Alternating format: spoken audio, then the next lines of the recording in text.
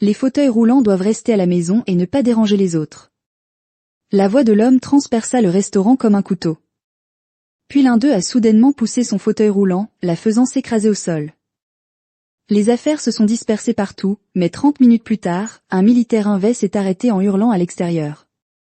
3 marines sont entrés. Personne n'a dit un mot, mais leurs regards perçants ont instantanément fait taire tout l'endroit. Avez-vous déjà été témoin d'une humiliation transformée en honneur? Commentaire, respectez, si vous y croyez. L'honneur retrouve toujours le chemin du retour. Linda Rowe était assise tranquillement dans son coin habituel du restaurant de bienvenue du Montana, ses mains cicatrisées soigneusement repliées sur ses genoux. À 48 ans, l'ancien sergent d'état-major des marines portait des blessures de combat, visibles et invisibles. Un engin piégé en Afghanistan lui avait volé la jambe gauche, mais les cicatrices plus profondes restaient cachées derrière des yeux qui avaient vu trop de morts. La lumière dorée de l'après-midi traversait les fenêtres poussiéreuses, dessinant de longues ombres sur le sol usé. Linda ajusta sa jambe prothétique sous son jean délavé, grimaçant face à la douleur fantôme qui la hantait quotidiennement. Malgré tout, elle travaillait à temps partiel au restaurant, s'accrochant à la routine qui tenait l'obscurité à distance. Elle chérissait ces moments calmes entre les rushs.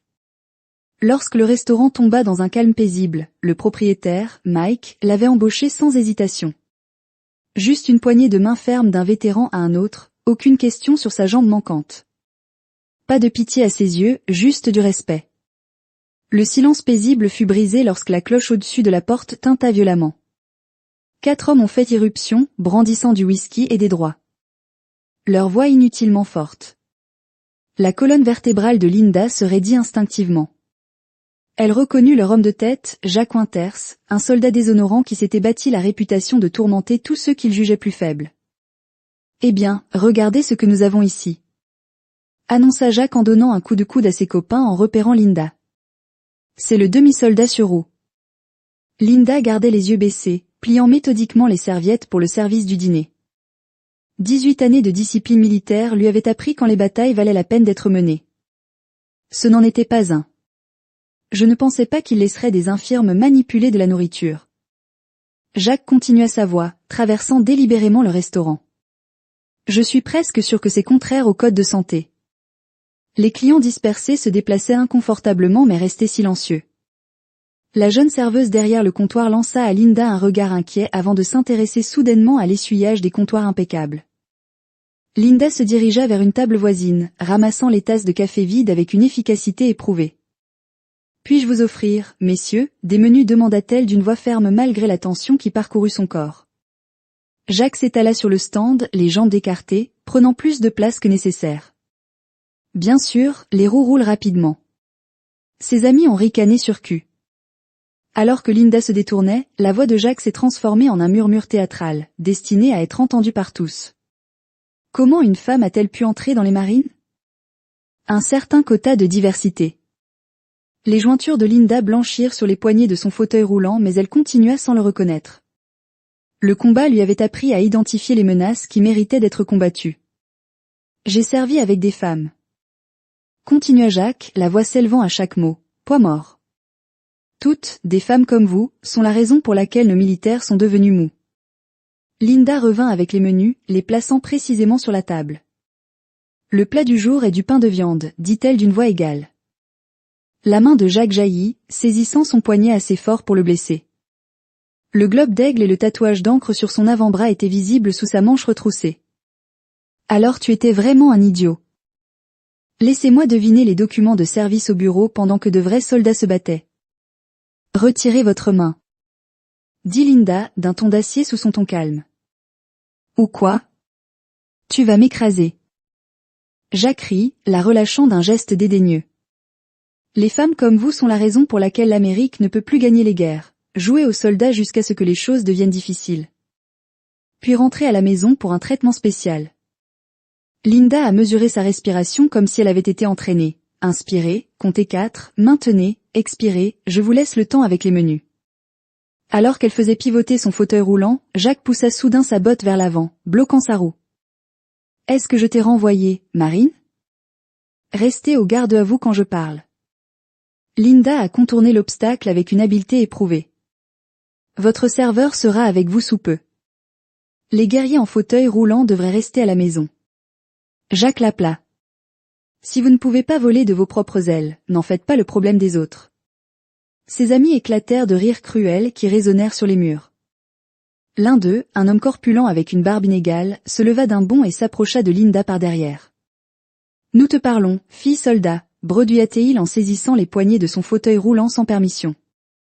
Avant que Linda ne puisse réagir, il poussa violemment la chaise vers l'avant. Le fauteuil roulant a heurté le bord de la table et a basculé, projetant Linda sur le sol dur. Du café chaud provenant d'une table voisine a éclaboussé ses vêtements et sa jambe prothétique s'est tordue douloureusement sous elle. Le restaurant se figea dans un silence horrifié. Personne n'a bougé, personne n'a aidé. Seul le son des rires de Jacques et de son ami remplissait l'espace, ponctué par le sifflement de la forte inspiration de Linda. Linda était allongée là, sentant le sol froid contre ses paumes, le café brûlant trempant ses vêtements et le poids écrasant de l'humiliation publique pressant sur sa poitrine. Pour la première fois depuis l'Afghanistan, elle se sentait complètement vulnérable. Le silence dans le restaurant était épais et lourd, brisé seulement par des éclats de rire occasionnels à la table de Jacques. Les objets personnels de Linda étaient éparpillés sur le sol, son portefeuille en cuir usé, un mouchoir soigneusement plié et une photo délavée qui avait glissé de sa poche. L'image, au bord adouci par une manipulation constante, montrait Linda debout fièrement dans sa tenue bleue, entourée de son unité marine. Avant que l'IED ne change tout. Avec une précision mécanique née d'années d'adaptation, Linda se redressa, puissante après des années passées à compenser son membre manquant. Elle attrapa son fauteuil roulant renversé, l'écrivant avec un grognement qui trahissait l'effort que cela lui coûtait. Personne n'a bougé pour aider. Plusieurs clients détournèrent les yeux, soudain fascinés par le dessus des tables ou par la lie de leur tasse à café. D'autres murmuraient derrière main levée, « Quelqu'un devrait faire quelque chose, pas nos affaires ». Si inconfortable à regarder, le visage de Linda restait un masque discipliné ne trahissant rien. Chaque marine apprend que faire preuve de faiblesse peut être fatal. Elle rassembla systématiquement ses affaires, chaque mouvement étant délibéré, malgré le café qui brûlait contre sa peau à travers le dénime trempé. Sa veste délavée du corps des marines, celle dont elle se privait rarement, portait un petit emblème central sur la poche poitrine, presque usé par des années de lavage, mais toujours visible pour ceux qui en reconnaissaient l'importance. De derrière le comptoir, Mélissa, une serveuse nouvellement embauchée, à peine sortie du lycée, s'est avancée avec des serviettes propres. Le manager Dave l'a rapidement interceptée en lui attrapant le coude. « Ne le fais pas », marmonna-t-il dans sa barbe. « Ce sont des clients payants, nous n'avons pas besoin d'ennui. »« Mais elle travaille ici. » Mélissa protesta doucement. La confusion se lisait sur son jeune visage. « À temps partiel seulement. » Répondit Dave d'une voix basse mais ferme. Ces gars viennent chaque semaine, de gros dépensiers, quand ils sont contents. Prenez simplement leur commande de boisson et continuez à bouger. Linda s'est finalement réinstallée dans son fauteuil roulant. Dignité intacte, mais les épaules rigides, elle se retourna vers sa table de coin sans commander un autre café pour remplacer celui qui tachait maintenant ses vêtements. Elle restait assise, immobile, une main dérivant inconsciemment vers sa poitrine, là où étaient autrefois accrochées les médailles de service. À une table voisine, un jeune garçon d'environ 8 ans regardait la scène avec des yeux écarquillés et troublés. Il était assis avec ses parents, son père portant une veste de l'association des anciens combattants ornée d'écussons et de rubans de tempête du désert. « Papa », murmura le garçon en tirant la manche de son père. « Est-ce que cette dame est aussi un soldat ?»« Oui, Tommy », répondit-il finalement, d'une voix épaisse et à première vue, réelle. Il se leva brusquement, le téléphone déjà en main. « Excusez-moi, dit-il à sa femme. Je dois passer un appel. Et, c'est le lieutenant Crawford. Écoutez, je dois rapporter quelque chose à l'ancienne unité, soldat, mon café refroidi. Ne t'apprends-tu pas à servir dans les marines ? Linda n'a pas bronché. Elle n'avait pas besoin de répondre. La porte du restaurant s'ouvrait déjà exactement 30 minutes après que Linda ait touché le sol. Le grondement indubitable d'un moteur militaire V coupa le murmure inconfortable du restaurant. Le véhicule massif, peint en beige du désert, avec les insignes du corps des marines clairement visibles, s'est arrêté juste devant l'entrée, les pneus craquant agressivement sur le gravier. La porte du restaurant s'ouvrit avec une précision militaire. 3 marines sont entrés en formation parfaite, 2 hommes et une femme, tous vêtus d'uniformes de service impeccables qui brillaient sous les lumières fluorescentes. Le premier, un sergent-chef au torse de tonneau, aux cheveux gris acier, coupés, réglementaires, courts, boitait légèrement et portait une canne en chêne poli. Derrière lui venait un jeune marine poussant un fauteuil roulant vide. La troisième était une femme capitaine dont l'uniforme arborait des rubans et des médailles de combat qui témoignaient silencieusement de multiples missions dans les endroits les plus dangereux du monde. Ils n'ont pas prononcé un seul mot, ce n'était pas nécessaire. Leur présence a attiré une attention immédiate et un lourd silence a recouvert le restaurant alors qu'ils se déplaçaient avec un objectif synchronisé directement vers la table du coin de Linda. Le sergent-chef s'est arrêté devant Linda, s'est mis au garde à vous, malgré sa jambe blessée, et a adressé un salut classique au sergent d'état-major Rowe. Pardonnez notre réponse tardive, madame. La formation militaire de Linda a pris le relais. Instinctivement, elle se redressa sur les épaules de son fauteuil roulant, se redressant tandis que sa main se levait pour un salut vif en retour. Le regard vaincu dans ses yeux disparut, remplacé par une étincelle de quelque chose de long, endormi. À l'aise. Maître sergent Wilson, répondit-elle d'une voix plus forte et plus autoritaire que quiconque dans le restaurant n'avait jamais entendu parler d'elle. Mélissa se précipita la jeune serveuse en lissant nerveusement son tablier. Dois-je nettoyer la table pour vous tous? La femme capitaine hocha la tête une fois. 4 cafés s'il vous plaît. Noir à la table de Jacques. Le rire était mort. Les hommes se déplaçaient inconfortablement, soudain fascinés par leur verre. Le sergent-chef Wilson a parlé à Linda sans baisser la voix, s'assurant que chaque mot soit transmis dans le restaurant désormais silencieux. Le lieutenant Crawford nous a contactés et a dit que l'un de nos meilleurs était de manquer de respect sur le terrain civil. Le regard calculateur du capitaine balaya le restaurant, s'attardant momentanément sur Jacques et ses compagnons. Le lieutenant a spécifiquement mentionné les individus qui ont agressé physiquement un ancien combattant décoré en fauteuil roulant. Ce n'est rien, murmura Linda tout en redressant sa jambe prothétique sous la table. Avec respect, sergent d'état-major. Wilson a répondu fermement, ce n'est pas rien. Personne ne pousse l'un des nôtres, ni au combat, ni en territoire civil. Le jeune marine s'éclaircit la gorge. Le sergent d'état-major Rowe a dirigé notre unité à travers Kandahar lorsque tout a mal tourné. Il m'a sauvé la vie ainsi que celle de 4 autres personnes. Lorsque notre convoi a heurté cet engin piégé, les yeux de Linda ont brillé de reconnaissance. Caporal Jenkins, vous aviez à peine 20 ans, toujours verte, madame. Il sourit fermement. Mais je n'ai jamais oublié ce que vous nous avez appris, les marines se déplacent ensemble ou pas du tout. Tout au long du dîner, quelque chose de remarquable a commencé à se produire. Un homme âgé portant une casquette d'ancien combattant de la guerre de Corée se leva lentement, se tenant au garde à vous. Une femme d'âge moyen avec une épingle de l'Air Force sur sa veste se tenait debout à une table du fond. 3 membres de la garde nationale en civil se sont levés en signe de solidarité silencieuse. Le lieutenant Crawford, le père du garçon, revint de l'extérieur et cria un seul ordre, « Attention !» Près de la moitié des clients du restaurant avaient le dos droit et les épaules carrées en signe de respect. Les yeux de Linda s'écarquillèrent de surprise. À la table de Jacques. Le silence inconfortable s'approfondit. L'homme qui avait poussé le fauteuil roulant de Linda semblait rétrécir sur son siège, Jacques regardait son café. La bravade précédente s'est évaporée comme la rosée du matin. Le sergent-chef Wilson tourna son regard d'acier vers leur table. Le noyau nous apprend à combattre avec honneur, à protéger ceux qui ne peuvent pas se protéger eux-mêmes, à ne jamais, sous aucun prétexte, laisser un marine derrière nous. Sa voix, portée sans crier, attendue avec autorité, méritait au fil des décennies de service quelque par l'uniforme, mais sans jamais vraiment comprendre ce que signifie servir.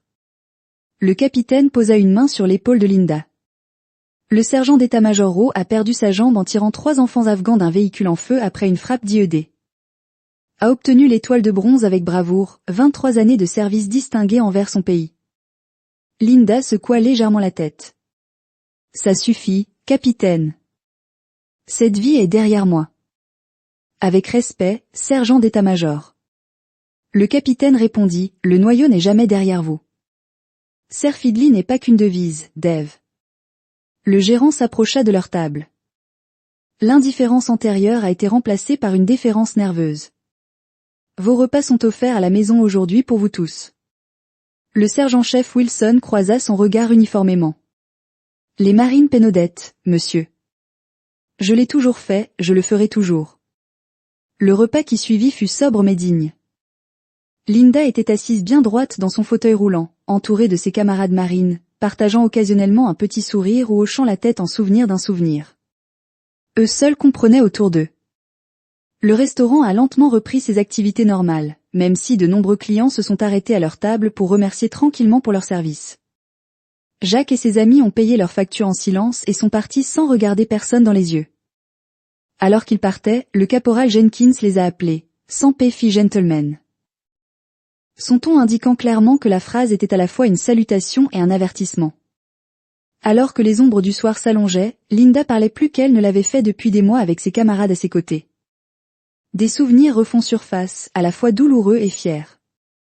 Elle a décrit les montagnes afghanes à l'aube, la camaraderie des missions partagées, la vigilance qui devient une seconde nature dans les zones de guerre. Souvenez-vous de la province de Helmand, rit le sergent-chef Wilson. Lorsque cette tempête de sable a frappé et que vous nous avez ramenés à la base en utilisant uniquement des étoiles et un pur entêtement, les lèvres de Linda se sont légèrement courbées. N'importe qui aurait fait la même chose. Non, le capitaine l'interrompit fermement, pas n'importe qui. C'est pour ça que tu as gagné ces galons. Alors que l'heure de fermeture approchait, les marines se préparaient à partir. Le sergent-chef a placé une carte de visite sur la table avec un numéro de téléphone manuscrit au dos. La prochaine fois, il a dit doucement, vous nous appelez directement. Aucun marine n'est jamais seul. Une semaine plus tard, le Welcome Home Dîner dévoilait sa nouvelle enseigne. Le vieux panneau patiné a été remplacé par un panneau fraîchement peint indiquant « Dîner des braves ». Chaque soldat a sa place ici. À l'intérieur, la transformation a été subtile mais profonde.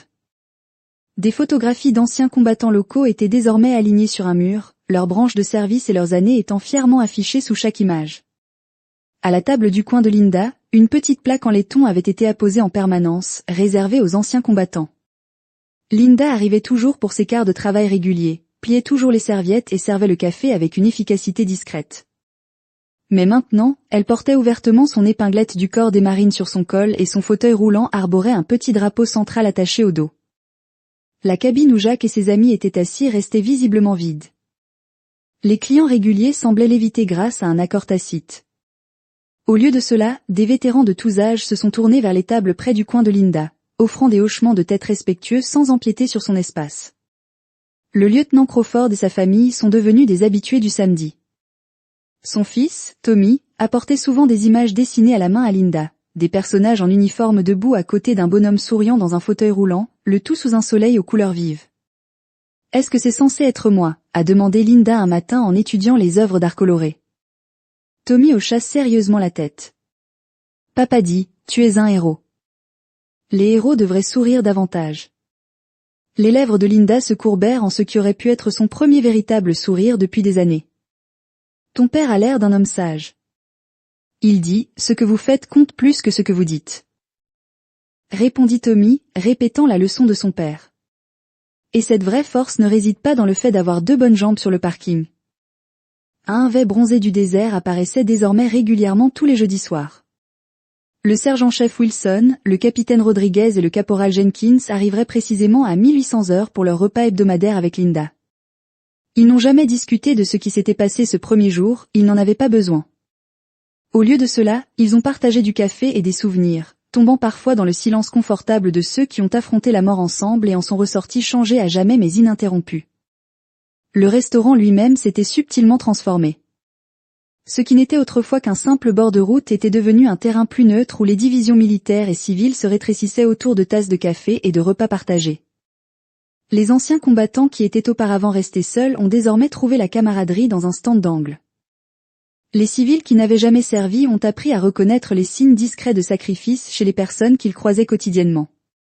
Dave, le directeur, qui avait autrefois donné la priorité aux clients payants plutôt qu'à la décence élémentaire, a désormais salué personnellement chaque vétéran.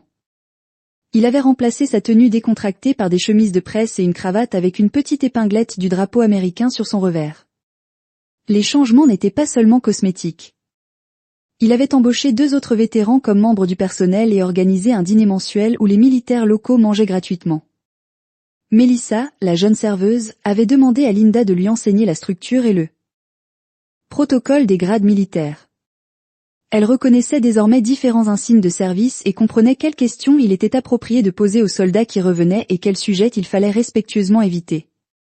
Un soir, alors que le dîner du jeudi de Linda avec ses camarades marines se terminait, un jeune homme vêtu d'un nouvel uniforme militaire impeccable entra dans le restaurant. Il se tenait avec hésitation juste à l'intérieur de la porte, tenant sa casquette. Clairement étrangère à la ville, Linda s'est dirigée vers lui. « Premier déploiement », a-t-elle demandé doucement.